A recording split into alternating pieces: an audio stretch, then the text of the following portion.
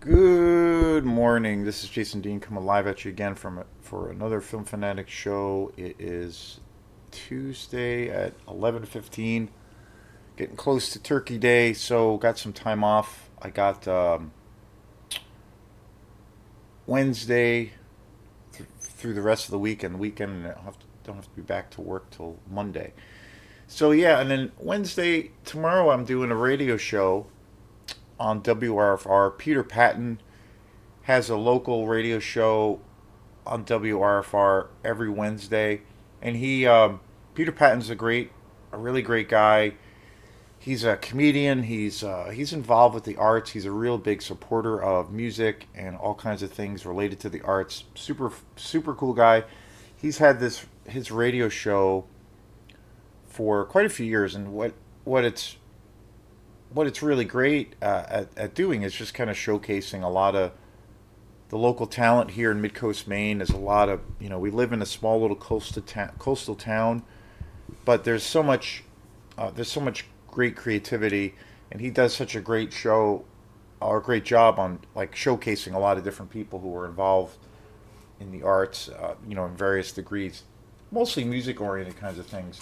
But he's going to be having me on the show tomorrow at 4 o'clock Wednesday on WRFR. So check it out. I'll talk about just different projects I've been doing this year. This year has been pretty awesome music wise. And I had a lot of I've taken on a few new projects, which has been really great. So I'll be talking, and then I'll also be talking about this movie page. I did an interview with him about 6 or 7 months ago. So this will be kind of like a part two of it. So check it out. It'll be fun. And then also, I just started the promotion for a show that's coming up in December. It's it's a show I'm really excited about. It's a quantum show coming up at Hey Sailor, and it's gonna be December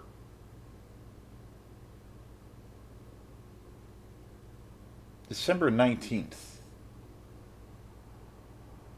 I just put up the promotion. I just put up the first kind of glimmer of doing some promotion for the show. December 19th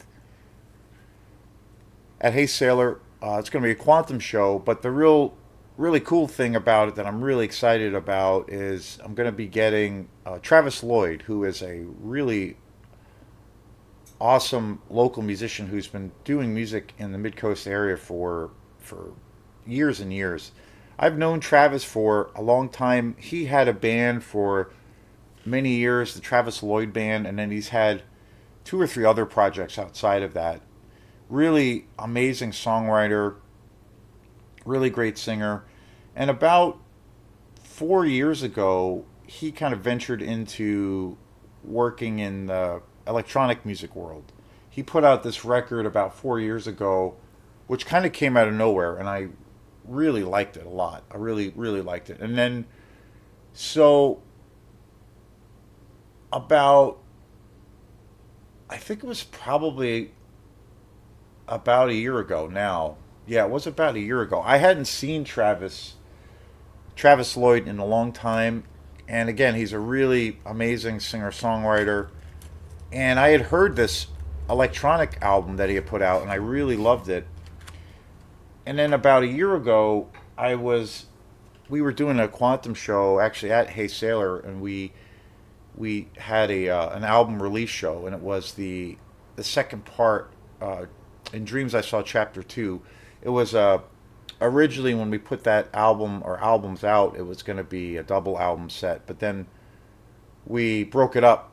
And 2 years ago, 2.5 years ago, we put the first one out, and then about a year ago, we put the last one out, which was Chapter Two, and we had a big CD release show, album release show at Hey Sailor, and Travis was there, and I hadn't seen him in a really long time, and it was really great to reconnect with him. And then through a couple of multiple mutual friends, they they actually had the idea of like, you should, maybe do a show together. Maybe you guys could collaborate and maybe put some put some kind of electronic show together.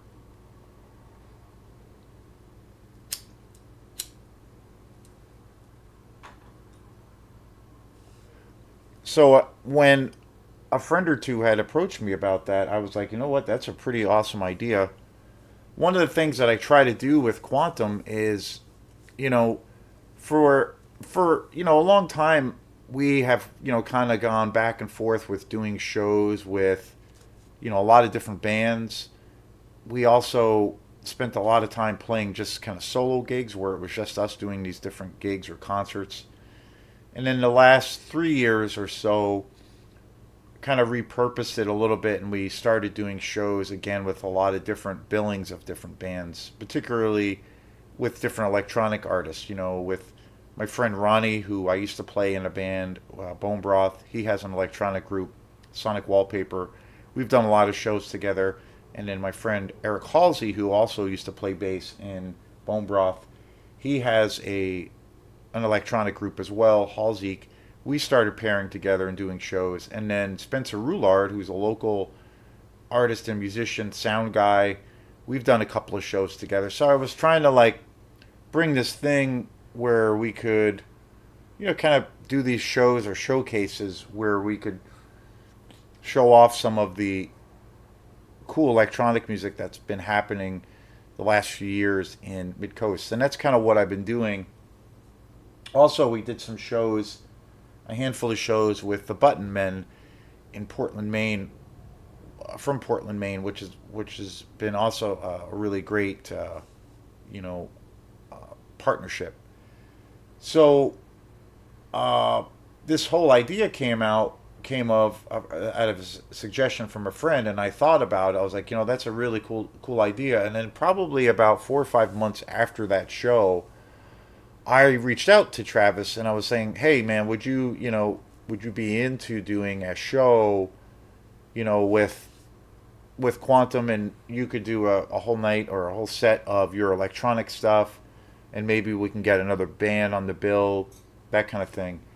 And he got back to me right away, and he was definitely into the idea, but he said he just wasn't at the stage where he had like a live set together. So he basically said, that's a great idea, but give me about, you know, 6 months or so, and I'll have a set together. And once I get all that stuff situated, then I'll reach back out to you.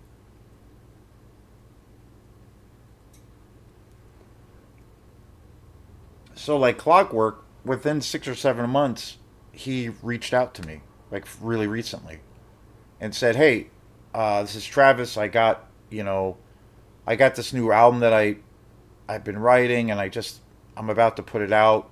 It's a new electronic album. I also have a set together where I can, play all of this stuff live because it's essentially, similar to what we do with Quantum, where it's kind of more or less solo music. It's not a full band. So he's like, yeah, I'm ready to go. I can do a show now. We can, and then also if we can tie it, maybe we can do a show tied in with this new album release. So I was like, yes, awesome, super cool. And he sent me the link, and at that time, it was maybe I don't know, maybe 2 months ago. He sent me the link to the record that just kind of more or less came out, and it's called Travis Lloyd Ferns, and it's just totally awesome. Like really, really cool stuff. Singer songwriter driven electronica. It has a rock edge. It's got an to it. It's really awesome. It's a really great record.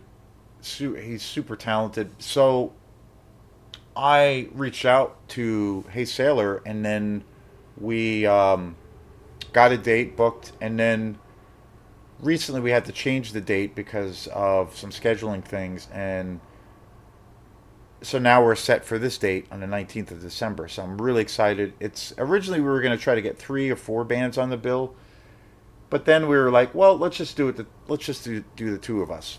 So I think what we're going to do is he's going to play first at like 7 o'clock, doing like a set of his stuff, and then we'll play afterwards, doing our Quantum set. So I'm really excited about the show. I just put up some promotion for the show and an event page.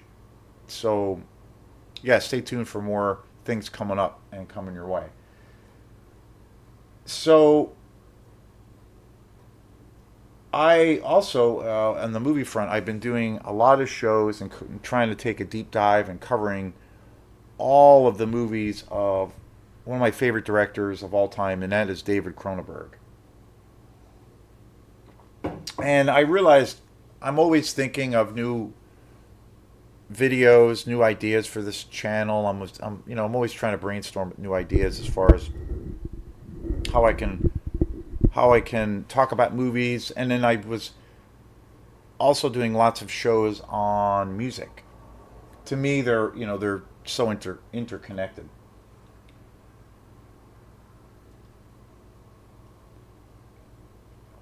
And then I had this idea recently about doing a show where I could like just basically pick a director that I really love and just go through their discography, especially if it's something where I've seen all of their movies. There are the cases of like some directors are so prolific that are out there that I haven't seen everything that they've done.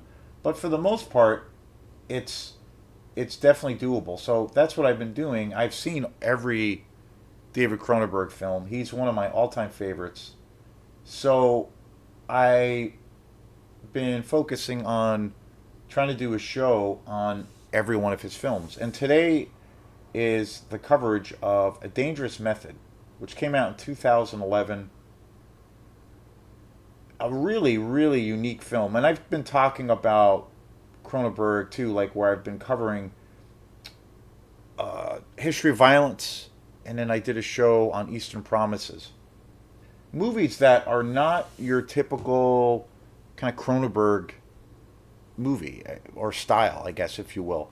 Although Cronenberg has a very distinct style, a very obviously a very unique vision to his films, but he's mostly well known for his combination of science fiction and horror, and also the kind of the deep dive that he takes into the kind of the human condition. And he's most well known for body horror, extreme gore, where it is there's times where films like The Fly or Scanners, Shivers, where the horror and the gore factor in some of his films is so unsettling. But as a director, those two films I just mentioned, History of Violence and Eastern Promises, and there are other films in his amazing career that don't fit into what you would, I guess, normally expect from a Cronenberg film. Yes, both of those films are extremely violent, so there's that, which is a big part of Cronenberg's world and pretty gory. But the story, the genre, everything is kind of a departure. Total departure. Cosmopolis was a movie I also covered a few weeks ago, starring Robert Pattinson, which was the movie that really made me pay attention to Robert Pattinson as being not just a pretty boy actor, like a seriously good actor. And I've become a huge fan of him since then. But it wasn't until I saw Cosmopolis, which is a Cronenberg film, again, totally different than anything he's ever done. But yet, Cronenberg has a very unique vision, and you can see it in every film that he's done. But that was the movie that really put Robert Pattinson in a different light for me. So today's show is on A Dangerous Method, which again is such a radically different kind of a film for David Cronenberg. It stars Keira Knightley, Viggo Mortensen, and Michael Fassbender. Viggo Mortensen plays Sigmund Freud in this film, and Michael Fassbender plays Carl Jung, two of the most world-renowned psychotherapists and philosophers. in the world. Sigmund Freud, of course, did a lot of work in dream interpretation, the dynamics of our relationships to our fathers, to our mothers, and also Carl Jung did a lot of work on kind of the religious or spiritual ties that organized religion has to man and vice versa, particularly around this idea of the shadow, this, being in touch or learning about the light and the darkness within someone's mind and body. And so this film is really interesting because it deals with, I think, some of the story.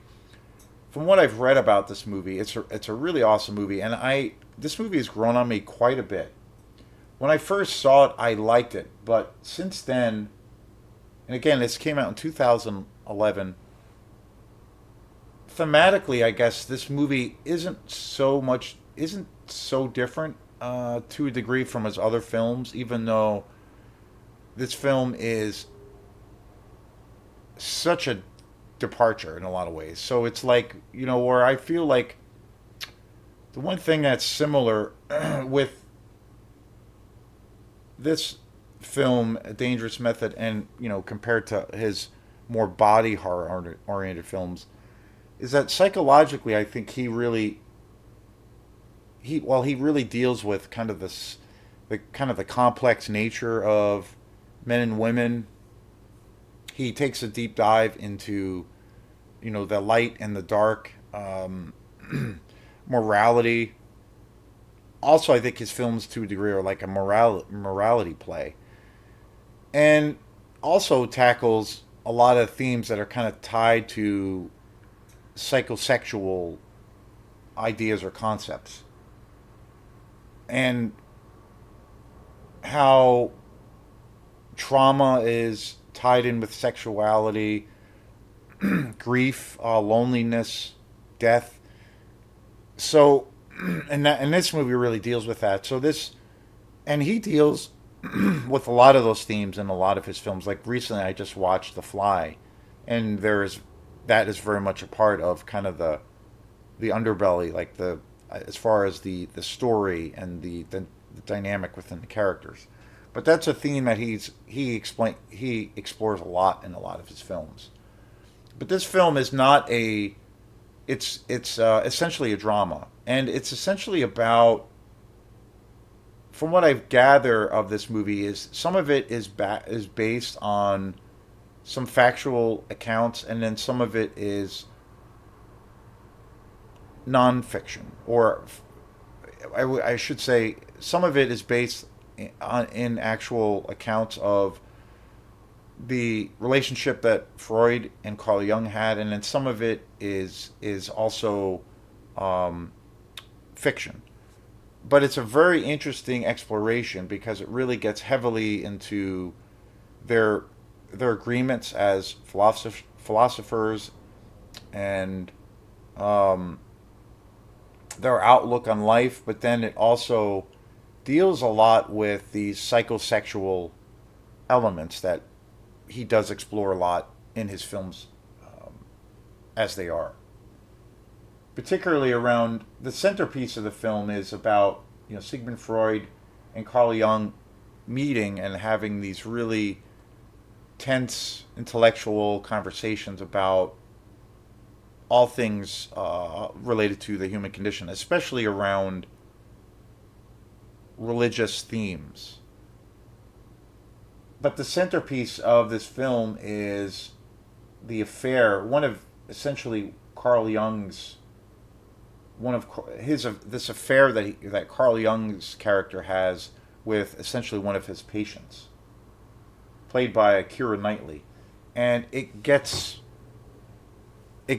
into a very kind of dark and psychosexual manner, and I think this film was also to a degree, a study of like those boundaries that can be crossed, or where a relationship can be pushed to that threshold. But really, fantastic movie. Really, really interesting film. It's again, it's such a different story or a different kind of a film that Cronenberg's ever done. This came out in 2011. I highly recommend this film. I always liked this film when I first saw it. This is one of the Cronenberg films I feel like has pretty much just kind of grown over me over time. I've always liked this movie, and I have this movie, Dangerous Method. I own it on DVD. I don't own it on Blu-ray. Visually, this movie is just stunning. It's a period piece, which is really awesome, and it really captures that whole era, in Europe at the time, that whole decade. It's beautifully shot. Music is just incredible. I do believe Howard Shore does the music for this film because he has worked on most of the Cronenberg films throughout the years. It's a beautiful period piece. It definitely has some dark elements. It dives into kind of the psychosexual nature and it deals with obsession. But really interesting film, completely different than anything else he's ever done. I never hear this movie ever talked about. This was one of the movies also that I had first got to see that where I saw Michael Fassbender in action as an actor. I wasn't so familiar with him before this movie, and he's fantastic in this movie, as well as Viggo Mortensen. He is such a chameleon in this movie, and again, I've talked about him before because he was in the two other movies I covered, A History of Violence and Eastern Promises. And there's also a fourth movie that he was in. Pretty much the longest collaboration between Cronenberg and another actor. And he is, Ego is so great at playing Sigmund Freud. I mean, it's such a, he transforms himself as an actor, like I think he does in virtually every movie he's done. And he's always been one of my favorites.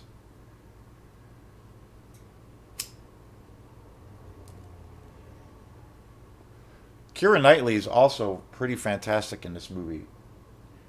She really showcases her amazing uh, ability as an actress. Goes, you really see this whole new skill set that she has as an actress. She's really great, really awesome in this film, and but especially with Michael Fassbender because I think that this was the first movie again that I saw that I was like, wow, who I don't know who this guy is, Michael Fassbender. I had heard about him, but this was like probably one of the first movies I saw with him in it. And again, an awesome showcase to his talent as an actor.